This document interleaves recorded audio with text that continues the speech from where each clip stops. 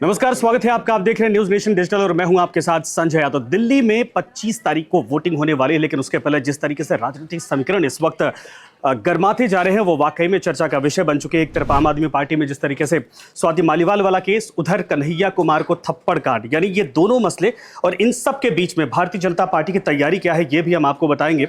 लेकिन आप समझिए कि 7 सीट, जिसमें पिछली बार अगर भारतीय जनता पार्टी का वोट फीसदी देखा जाए 56% के आसपास था, वो वाकई में पिछले 2014 से 2019 में इंक्रीज हुआ था। और उम्मीद है कि इस बार भी जिस तरीके से बीजेपी दावा कर रही है, बीजेपी को होप है कि बढ़ जाएगा। लेकिन समीकरण बदले कैसे हैं, जरा ये समझिए। आम आदमी पार्टी में अरविंद केजरीवाल की रिहाई के बाद आम आदमी पार्टी के कार्यकर्ताओं को यह लग रहा था कि इस बार अरविंद केजरीवाल की मेहनत वाकई में सफल होगी, यानी रिहाई के बाद एक सिंपैथी वोट उनकी तरफ जाएगा।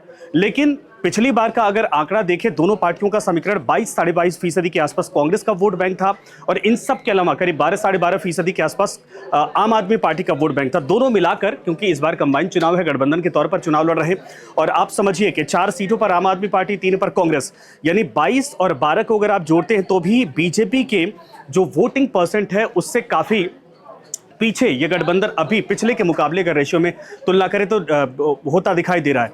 लेकिन आप अंदाजा इस बात को लेकर जरा लगाइए कि अगर अरविंद केजरीवाल के जेल जाने और वहां से रिहाई का रास्ता साफ होने के बाद, यानी जो अभी पेरोल मिली है और छूट कर लगातार वो चुनाव प्रचार कर रहे हैं, इन सब में क्या वाकई में दिल्ली की जनता को सिंपैथी के तौर पर अरविंद केजरीवाल के लिए वोटों के तौर पर काउंट होते देखा जा सकता है? ये सबसे बड़ा सवाल है। इन सब के बीच में छवि थोड़ी इस बात को लेकर भी अभी असमंजस के हालात बने हैं कि जो अरविंद केजरीवाल की पार्टी में, यानी आम आदमी पार्टी में इस वक्त हो रहा है, स्वाति मालीवाल वाले मसले में सच्चाई क्या है ये किसी को नहीं पता। अरविंद केजरीवाल की चुप्पी लगातार, जिस पर भारतीय जनता पार्टी अटैक कर रही है। इन सब के अलावा आपने देखा था कि चरणजीत सिंह चन्नी, जो कि पंजाब में के पूर्व मुख्यमंत्री थे, उन्होंने भी पंजाब में एक बाइट यानी बयान के दौरान आम आदमी पार्टी को घेरा था। यानी कुल ये कहा जा सकता है कि इस मसले पर थोड़ा लोगों के दिमाग में कंफ्यूजन जरूर है कि सच्चाई क्या है। चूंकि स्वाति मालीवाल को लेकर 2 प्रेस कॉन्फ्रेंस आम आदमी पार्टी कर चुकी है, इसका वोटों पर कितना असर पड़ेगा ये भी आपको समझाएंगे। लेकिन कन्हैया कुमार फैक्टर, कुछ लोग ये दावा कर रहे हैं कि कन्हैया कुमार यहां चुनाव में पिछड़ रहे थे, मनोज तिवारी काफी आगे थे, लेकिन जो थप्पड़ कांड हुआ है उसके बाद क्या सिंपैथी के तौर पर, क्योंकि सोशल मीडिया पर अगर आप देखेंगे तो लोगों की जुबान पर 2 धड़े हैं, यानी 2 तरीके से लोग बढ़ते दिखाई दे रहे हैं। और ये इसलिए गंभीर सवाल हो जाता है कि अब उसके बाद जो एक एक्शन दिखा कन्हैया कुमार का, वो लोग कह रहे हैं कि देखिए सिद्धू मूसेवाला, एक तो टुकड़े टुकड़े गैंग वाला मसला था, ऊपर से सिद्धू मूसेवाला पोज, ये दोनों मिलाकर अगर देखा जाए तो इस सीट पर समीकरण वाकई में एक बार फिर से राइज हुए हैं, दिलचस्प हो गए। मेरे साथ हमारे सहयोगी पयोधी भी आ रही हैं, और दिल्ली की 7 सीटों को लेकर हम चर्चा कर रहे हैं। चूंकि स्वाति मालीवाल वाला मसला केस, जिसमें आम आदमी पार्टी को भारतीय जनता पार्टी लगातार घेर रही है, और इन सब के बीच में कन्हैया कुमार थप्पड़ कांड, दिल्ली की 7 सीटों पर इसकी गूंज सुनाई देगी, या फिर एक सीट जिसको लेकर अरविंद केजरीवाल और कांग्रेस पार्टी दोनों आश्वस्त थी, इसीलिए कन्हैया कुमार को बेगूसराय से उठाकर, यानी पिछली चुनाव में वो वहां पर थे, उसके बाद यहां दिल्ली में लेकर आई थी, वो जीतने की स्थिति में आ जाएंगे। अब समझते मेरे साथ आ गई हैं। अब आपने सब तो समझा दिया। नहीं, अभी हमने शुरुआत की, लेकिन समीकरण हमने समझाने की कोशिश अभी नहीं की, क्योंकि आपका भी होना हमारे साथ जरूरी था। अब जरा ये बताइए, स्वाति मालीवाल और कन्हैया कुमार, ये 2 मसले हम दिल्ली को लेकर 25 तारीख को यहाँ पर वोट होना है, क्या इन दोनों का असर असल में दिल्ली की जनता पर वोटों के तौर पर होगा? देखो, जितना मैंने ग्राउंड से कवर किया है उतना तो मैं ये बता दूं कि लोगों के जो सेंटिमेंट्स है ना, अभी भी धर्म से जुड़े हुए हैं। उनका जो सेंटिमेंट है वो यही है कि अभी तक राम मंदिर मुद्दा है उन लोगों के बीच में। केजरीवाल को जो जेल हुई है उससे थोड़ा बहुत लोगों के मन में ये है कि भ्रष्टाचार हो रहा है, और जो फ्रीबीज पॉलिसी थी अरविंद केजरीवाल की, वो दिल्ली का जो एक एलीट क्लास है ना, उस पर उसने बहुत इम्पैक्ट नहीं किया। देखिए, अरविंद केजरीवाल का जो वोटर है वो कौन है? चलते चलते बात करते हैं। बस्ती वाला, झुग्गी बस्ती वाला, है ना? क्यों? क्योंकि अगर उसके झुग्गी में, झुग्गी से मेरा मतलब है 1 कमरे का घर है, उसने ऊपर एक फ्लोर बनवाया, जो बस्तियां हैं दिल्ली में, फ्लोर बनवाया, उसके 3 फ्लोर में एसी लगा है, उसे बिल नहीं देना। आपके घर में कितने कमरे बताइए? सही बात है कि आपने कही, अगर हमारे घर में 2 या 3 कमरे हैं और सब में एसी, बिल देते हैं आप बिजली का? जाहिर सी बात है 3000 के आसपास, 3,500-4,000 के आसपास आते हैं। देते हैं। एक एसी है फिलहाल, है ना? एक एसी है, और अगर 3 एसी होते हैं आपके घर में तो आप कितना बिल दे रहे होते हो? 10,000, 9,000। 9,000? मैंने अपने घर में 18,000 बिजली का बिल भी दिया है। तो 18,000 बिजली का बिल 3 एसी का, मैं आपको बता रही हूँ। और जिस झुग्गी में 3 एसी लगे उनके लिए कितना बिल है? 250 रुपये। 300 रुपये। तो ये है एक जो फ्रीबीज जिसकी हम बात कर रहे हैं, उन लोग ये वोटर है अरविंद केजरीवाल का। और मैं जब फील्ड में कल भी फील्ड में थी, तो वहां पर जब लोगों से बात हो रही थी तो उनका ये कहना था कि हमें तो राज्य में तो हमें चाहिए अरविंद केजरीवाल, आम आदमी पार्टी ठीक है, वो जेल में गए हैं, वो छूट कर आ जाए, लेकिन केंद्र में हमें मोदी चाहिए। तो ये जो कॉम्बिनेशन है ना, अच्छा मेरे लिए बहुत दिलचस्प था कि ये कॉम्बिनेशन पिछले 10 साल से चलता आ रहा था, लेकिन इस बार हमने बहुत सारी चीजें बदली हुई देखी हैं। लेकिन क्या आने वाले 5 सालों में ये कॉम्बिनेशन चलेगा, ये बहुत बड़ा नहीं। सवाल अच्छा, था मेरे एक मैं आपको रेशियो बताता हूँ। 2019 में दरअसल लोकसभा चुनाव में कांग्रेस और जब आम आदमी पार्टी अलग अलग चुनाव लड़ रहे थे, उस दौरान 56% के आसपास बीजेपी को अकेले 7 सीटों पर वोट परसेंट था, कांग्रेस को था 22-22% और 12.5% के आसपास आम आदमी पार्टी। लेकिन दोनों कंबाइन हो गए। अगर ठीक है, विधानसभा चुनाव में हो सकता है कि अरविंद केजरीवाल को मार्जिन मिल जाए, लीड मिल जाए, लेकिन इस लोकसभा चुनाव में जो सिंपैथी कार्ड है अरविंद केजरीवाल का जेल से बाहर आना, और जो कैंपेन चला था vote jail for vote something करके चला था आम आदमी पार्टी का, वो वाकई में कहीं असर करेगा। तो ये कहते हैं कि अभी तक जब तक वो जेल से बाहर नहीं आए थे, स्वाति माल वाला प्रकरण नहीं हुआ था, तब तक लोग कह रहे थे 3 सीट निकाल लेंगे। अगर 3 सीट निकाल लेंगे बहुत बड़ी बात है, 7 में से 3 सीट। लेकिन आप अगर देखेंगे तो कहाँ निकालेंगे? आप कह रहे हैं मनोज तिवारी, कन्हैया कुमार निकालेंगे, कैसे निकाल पाएंगे? आप डिफरेंसेस बताइए ना, क्या निकालेंगे? क्या दिल्ली वाले कन्हैया कुमार को एक्सेप्ट करेंगे? कांग्रेस के वोट बैंक के नाम पे वोट पड़ेगा ना वहाँ पे, दोनों पार्टी के कार्यकर्ताओं के नाम पे। नहीं, कार्यकर्ताओं के नाम पर पड़ेगा, लेकिन चेहरा तो देखेंगे ना दिल्ली वाले। हमें ये समझना होगा, देश की राजधानी दिल्ली का जो चुनाव है वो और या उत्तर प्रदेश या बिहार के चुनाव जैसा नहीं होता। वहाँ ऐसा नहीं होता कि एक जना खड़ा हो गया और पीछे सब लोग चल दिए। वहाँ ऐसा नहीं होता। वहाँ आपको, यहाँ पे ब्यूरोक्रेट्स भी रहते हैं, यहाँ पर ऑफिसर्स भी रहते हैं, यहाँ पर यूनिवर्सिटीज भी हैं, हर राज्य के स्टूडेंट्स भी आते हैं जो पहली बार वोट भी डालने जाएंगे। तो आपको ये समझना होगा आपका कैडर क्या है। कन्हैया कुमार का क्या कैडर हो सकता है? सिर्फ जेएनयू, सिर्फ स्टूडेंट? मतलब मैं ये कह रही हूँ, मैं कन्हैया कुमार के लिए नहीं कह रही कि वो नहीं जीतेंगे, मैं ये आकलन नहीं करना चाहती, लेकिन यहाँ बीजेपी 20 है, ये कहा जाता है। आप समीकरणों, आपने आपने वोट परसेंटेज बताया था, आप मार्जिन देखिए ना कितना है। एग्जैक्टली, वो तो देखा जाए तो बहुत है, लेकिन इस बार चूंकि ऐसा आकलन है कि इस बार विपक्ष थोड़े मेहनत करके लड़ रहा है, थोड़ी फाइटिंग कंडीशन में है। अगर एक सीट तो दे अब तो हाँ, मैं एक सीट दे दूं फिर? कौन सी सीट? दिल्ली की कौन सी सीट? सातों में से गौतम गंभीर वाली, पूर्वी दिल्ली। पूर्वी दिल्ली। अच्छा, यहाँ टफ फाइट है, यहाँ निकल सकते हैं आम आदमी पार्टी। वो भी अभी वेट एंड वॉच वाली कंडीशन है, वो मतदान के बाद आपको पता लगेगा जो रुझान लोगों का रहेगा। लेकिन अदरवाइज अभी जितनी भी सीट्स हैं, प्रेजेंट जो सीटें हैं, उनमें से मुझे अभी तो फिलहाल एक भी सीट। अच्छा, कल से सोशल मीडिया पे एक ट्रेंड चल रहा है कि कन्हैया कुमार को थप्पड़ मारने के बाद सिंपैथी वोट दरअसल कन्हैया को जा रहा है, और ये हमला खुद मनोज तिवारी ने करवाया था। ये सच्चाई है या फिर इसका असर होगा? कुछ नहीं, देखिए तो चुनाव में सब चलता रहता है, ऐसा नहीं है। लेकिन थप्पड़ कांड से आपको याद होगा कि अरविंद केजरीवाल भी नेता बने थे, और अरविंद केजरीवाल ने एक बार नहीं कई बार ऐसे एक्सीडेंट्स का सामना किया है। तो खैर ये तो लोगों के बीच में जाकर आप क्या करते हैं, क्या अपील करते हैं, लेकिन उनकी जो ये सिंपैथी थी पिछले लोकसभा में भी नहीं चली थी। 19 से पहले उन्हें थप्पड़ नहीं पड़ा था क्या अरविंद केजरीवाल को? क्या 19 से क्या उनके मुंह पे कालिक नहीं पोती? बिल्कुल पड़ा था। तो क्या उन्हें लोकसभा चुनाव में इसका फायदा मिला था? नहीं मिला था, एक भी सीट नहीं आई थी 19 में। हाँ, वही तो आप समझने की कोशिश करते हैं, क्योंकि मोदी लहर थी, दूसरा राष्ट्रवाद का मसला था।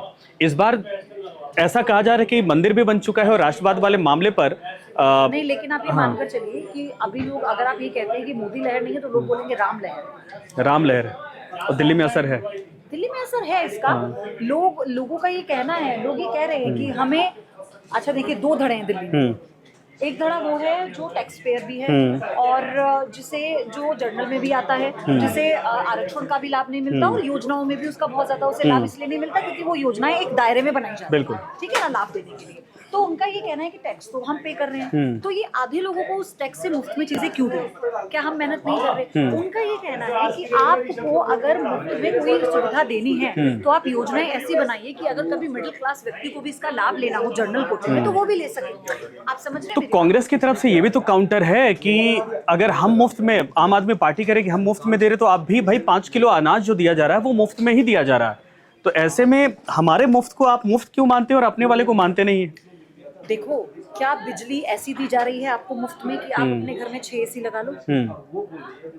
क्या आप पानी का बिल्कुल बिल ना चुकाओ, पानी वेस्ट करो?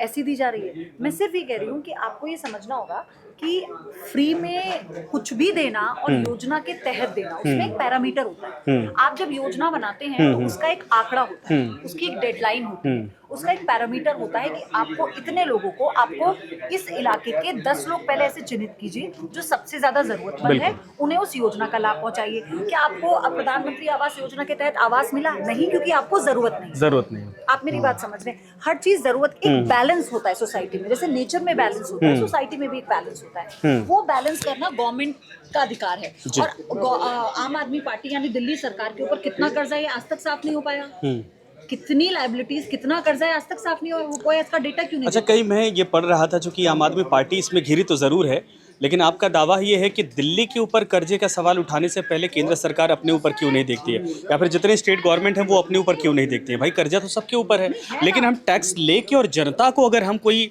फैसिलिटी दे रहे हैं तो इस पर इतने सवाल क्यों किए जाए?